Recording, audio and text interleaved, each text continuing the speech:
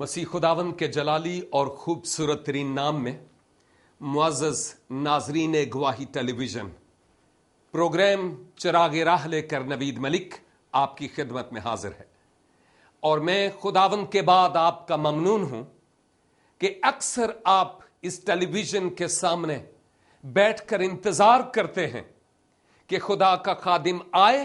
اور خدا اس کے وسیلہ سے ہم کلام ہو۔ اور میں آج بڑے ایمان کے ساتھ اور وثوق کے ساتھ یہ بات کہتا ہوں کہ جیسے ماضی رفتہ میں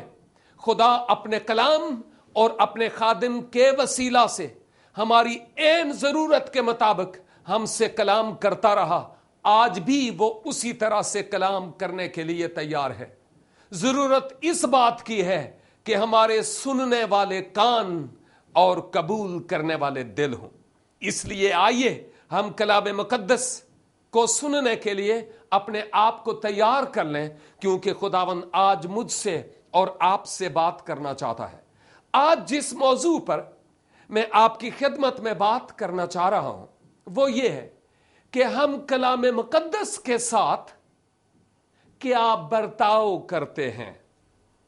یا کلام مقدس جو ہم پڑھتے ہیں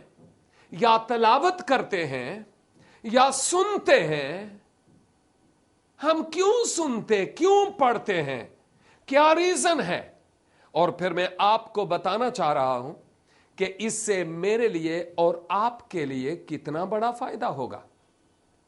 اس لیے ضرور ہے کہ آپ توجہ دیں خداوند کے مقدس کلام کی طرف، کیول اس کے کہ میں آپ کی خدمت میں آیت تلاوت کروں، ایک زبور جس کی ایک آیت ہم اکثر گاتے بھی ہیں، اور یہ جو ہماری نسل نو ہے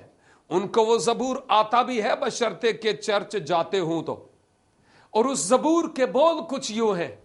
جوان بھلا کس طرح صاف رکھے گا اپنی راہ، جوان بھلا کس طرح صاف رکھے گا اپنی راہ۔ اور پھر آگے جو کچھ اس منظوم کلام میں ہے وہ یہ ہے کہ تیرے کلام پر نگاہ رکھنے سے، ہاں، تیرے کلام پر نگاہ رکھنے سے، اس کا مطلب یہ ہے کہ عمر کے اعتبار سے خواہ کوئی بچہ ہو، لڑکپن میں ہو، ادھیڑ عمر ہو، بوڑھا ہو، جوان ہو، خاتون ہو یا مرد ہو، ان تمام کے لیے خدا کا کلام ہے، ہر ایج کی عمر کے شخص کے لیے۔ لیکن جب خدا کا کلام ہم سنتے ہیں تو اس کے بعد اس خدا کے کلام کے ساتھ کیا کرنے کی ضرورت ہے۔ میں آپ کی خدمت میں اس اہم ترین موضوع پر بات کرتے ہوئے آگے بڑھوں گا، لیکن اس سے قبل کہ آگے بڑھوں میں آپ کو یہ بات بھی بتانا چاہتا ہوں کہ کئی لوگوں سے ملنے کا اتفاق ہوا، کئی پیرنٹس اپنے بچوں کے بارے میں کہتے ہیں: پادری صاحب، اے جڑا میرا منڈا ہے نا، اے جڑی میری کڑی ہے، اے انی وار بائبل ختم کیتی ہے۔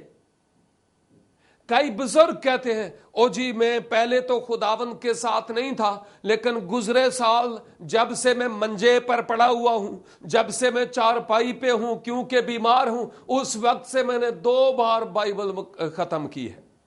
یہ عام طور پر ہم بات سنتے ہیں، والے ایک میسج میں نے آپ کو پہلے یہ بتایا تھا کہ آپ کبھی بھی یہ اصطلاح استعمال نہ کریں کہ میں نے اتنی بار بائبل کو ختم کیا۔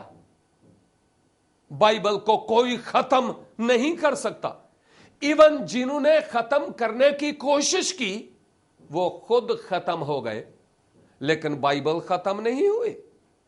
تو پھر کیا کہنا چاہیے؟ میں سمجھتا ہوں یہ کہا جا سکتا ہے کہ جی میں نے اتنی بار بائبل مقدس کی تلاوت کی ہے،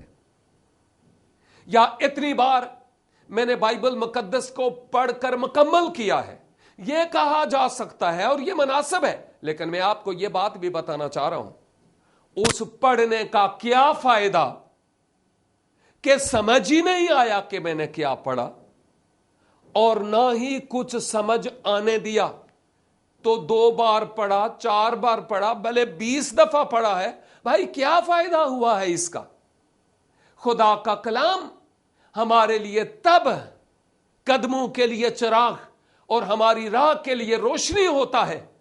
جب ہم اس کلام مقدس کو پڑھتے اور سنتے اور دیکھتے ہیں کہ خدا مجھ سے کیا کہنا چاہتا ہے. ہم چرچ جاتے ہیں تاکہ وہاں اس بھوک کے تحت اور اس ضرورت کے تحت کہ خدا آج مجھ سے کیا کہنا چاہتا ہے، اس لیے ہم چرچ جاتے ہیں، خدا کی آواز اس کے خادم کے وسیلہ سے سننے کے لیے. لیکن اگر ہم خدا کے کلام کو سنیں لیکن صرف سنیں تو وہ ہمارے کسی کام کا نہیں ہے. اس لیے کہ مبارک ہے وہ جو خدا کے کلام کو پڑھتا ہے، سنتے ہیں اور اس پر عمل کرتے ہیں. مکاشفہ کی کتاب کے پہلے باب میں لکھا ہوا ہے، مبارک ہے اس کلام کو پڑھنے والا اور پھر اس کو سننے والے اور اس پر عمل کرنے والے. مبارک ہے. یہ خداوند کے مقدس کلام کی بڑے واضح طور پر تصدیق ہے مبارک لوگوں کی. لیکن اس زبور میں میرے لیے اور آپ کے لیے یہ ایک درس ہے کہ ایک جوان اپنی راہ کو درست اور صاف تب رکھ سکتا ہے جب وہ خدا کے کلام پر دھیان دے اور غور و خوض کرے. میں آپ کی خدمت میں ایک اور نوجوان کو جو خدا نے نصیحت کی ایک خاص خادم کے وسیلہ سے وہ سنانا چاہتا ہوں. اور یہ پرانے عہد نامہ میں یشوع پہلا باب اور اس کی 8 آیت میں ہے. میں آپ کی خدمت میں تلاوت کروں گا. یہاں پر لکھا ہوا ہے، اس 8ویں آیت میں غور سے سنیے گا. شریعت کی یہ کتاب تیرے منہ سے نہ ہٹے بلکہ تجھے دن اور رات اسی کا دھیان ہو، تاکہ جو کچھ اس میں لکھا ہے اس سب پر تو احتیاط کر کے عمل کر سکے، کیونکہ تب ہی تجھے اقبال مندی کی راہ نصیب ہوگی اور تو خوب کامیاب ہوگا. یہ خدا کے خادم کو جو موسیٰ کا جانشین تھا بطور نصیحت کہا جا رہا ہے کہ اگر تو اقبال مند ہونا چاہتا ہے، اگر تو سرفرازی حاصل کرنا چاہتا ہے، اگر تو دوسروں کے لیے بابرکت بننا چاہتا ہے، اگر تو زندگی میں کامیاب و کامراں ہونا چاہتا ہے تو پھر تو کیا کر، اس شریعت کے کلام پر دن اور رات تیرا دھیان رہے. میں آپ کو بتانا چاہ رہا ہوں، فرض کریں اگر آپ کے کمرے میں ایک الماری لگی ہوئی ہے اور اس الماری میں بہت ساری بائبل مقدس سے متعلقہ کتب ہیں، ان کتب میں ایک بائبل مقدس بھی لگی ہوئی ہے، اور آپ نے یہ کلام سنا کہ شریعت کی یہ کتاب تیرے منہ سے نہ ہٹے، رات دن تیرا اس پر دھیان رہے، تو اس کا یہ مطلب قطعی طور پر نہیں ہے کہ جب بھی آپ اس کے پاس سے گزریں آپ کی نظر اس کتاب پر پڑ جائے، جب بھی آپ ادھر پاس سے گزریں آپ کی نگاہ اس کتاب پر ہو، ادھر جائیں آپ کی نظر اس کتاب پر ہو، آپ ادھر آئیں آپ دیکھیں کہ کتاب پڑی ہے سامنے میز پر رکھی ہے، اور آپ کو کوئی پوچھے کہ بھائی یہ کیا کرتا ہے، جب بھی تو گزرتا ہے تو بائبل کی طرف دیکھتا ہے، میز پر بائبل رکھی ہے تو بائبل کو دیکھتا ہے، ادھر جاتا ہے ادھر جاتا ہے آگے پیچھے بائبل کو دیکھتا ہے. یہ کیا ہے؟ ہو سکتا ہے کوئی کہے او جی خدا کے کلام میں لکھا ہے کہ تیرا رات دن اس پر دھیان رہے، اس لیے میں بائبل پر دھیان کرتا ہوں، دھیان رکھا ہوا ہے میں نے بائبل پر تاکہ میرا دھیان کہیں اور نہ جائے. نا نا نا نا نا نا نا نا نا نا. خدا کے کلام میں اس طرح کے دھیان کی بابت ذرا بھی ذکر نہیں ہے. یہ دھیان نہیں ہے یہاں پر، اس کا مطلب بالکل کچھ اور ہے. جب ہم شریعت کی کتاب کی بابت بات کرتے ہیں تو آج کے دور میں، چونکہ میں شریعت کے دور میں نہیں میں فضل کے دور میں ہوں، اس لیے میں آپ کو یہ کہوں گا آج بائبل مقدس خدا کا کلام ہے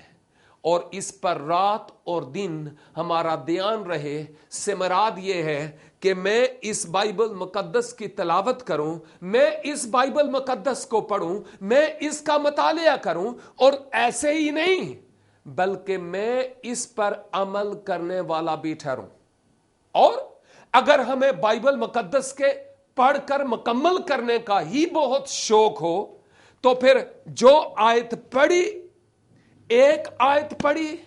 اور اس آیت پر ذرا غور کیا۔ آپ میں سے کچھ کے پاس قاموس الکتاب ہے، کچھ کے پاس میری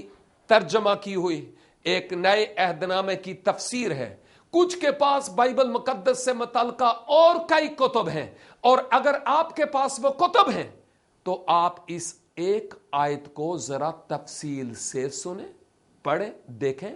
اور اگر کوئی خدا کا خادم ہو تو آپ اس سے بھی رہنمائی لے سکتے ہیں۔ اور کیا کریں بتاتا ہوں، یہاں پر لیتے ہیں ہم ایک چھوٹی سی بریک اور اس کے بعد ملتے ہیں۔